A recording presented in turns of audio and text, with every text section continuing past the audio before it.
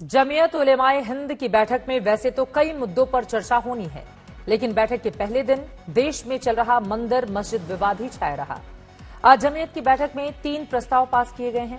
पहले प्रस्ताव में यह कहा गया है कि साल 2017 में जारी लॉ कमीशन की रिपोर्ट में दी गई सिफारिश पर तुरंत कदम उठाए जाए, जिसमें कहा गया था कि हिंसा पर उकसाने वालों को सजा दिलाने के लिए अलग कानून बनाया जाए।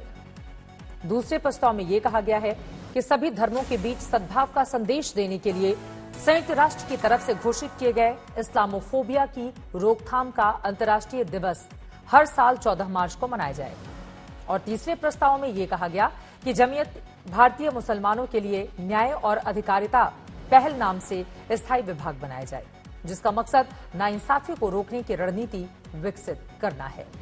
देवबंद की बैठक का मुख्य और ज्वलंत एजेंडा ज्ञानवापी, मथुरा, कुतुब मीनार जैसे तमाम मुद्दों पर जमीयत उलेमाए हिंद का एक्शन प्लान क्या है, इसको लेकर आज तक ने जमीयत के अध्यक्ष मौलाना महमूद मदनी से की है बातचीत।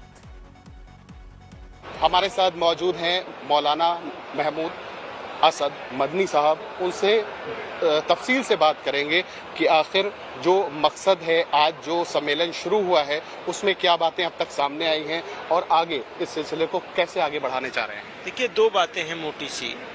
अभी तक 3 रेजोल्यूशन आए हैं हमारे।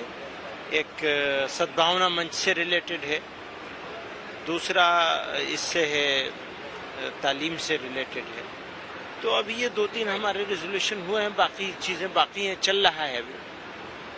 मोटे तौर पर अब तक का जो कहना है, जो एहसास है, जो फीलिंग्स हैं, वो ये है कि मुल्क में लोगों को बांटा जा रहा है। तो ये बांटे जाने का जो प्रोसेस है वो देश हित में नहीं समझते हम। हमारे देश हित में ये बात है कि जोड़ा जाए, हम उसी की कोशिश कर रहे हैं। कितना कामयाब होंगे हमें नहीं मालूम। अभी कुछ दिनों से इधर ये देखने को मिला है कि लगातार एक सिलसिला शुरू हुआ है जिसमें हिंदू और मुसलमान को एक लड़ाने की साजिशें हो रही हैं और कहीं पे मंदिर मस्जिद की बात हो रही है।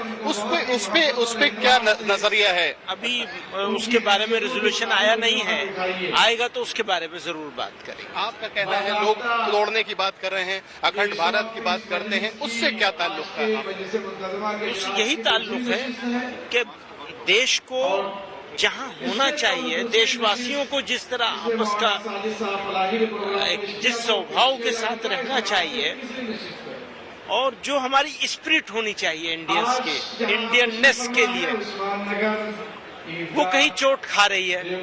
हम कहते हैं हम जीतेंगे, वो कहते हैं मैं जीतूंगा, तो मैं को हम बनाना है बस। एक बात होती है धर्म संसद की, आपने कहा कि हम सद्भावना संसद करेंगे, उसका क्या कॉन्सेप्ट होगा? मिलजुल करके सब मजहब के मानने वाले, धर्मों के मानने वाले, जातियों से ताल्लुक रखने वाले इकट्ठे होंगे।